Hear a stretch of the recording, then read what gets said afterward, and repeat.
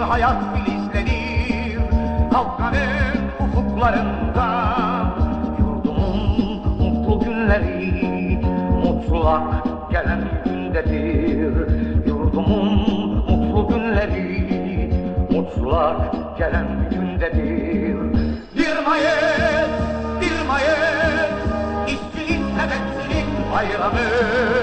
Bir mayıs, bir mayıs, işçinin emekçinin bayramı. Devrimin şanlı yolunda ilerleyen halkın bayramı. Devrimin şanlı yolunda ilerleyen halkın bayramı.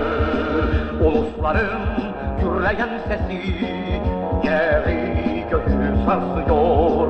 Ulusların gürleyen sesi yeri göğü sarsıyor.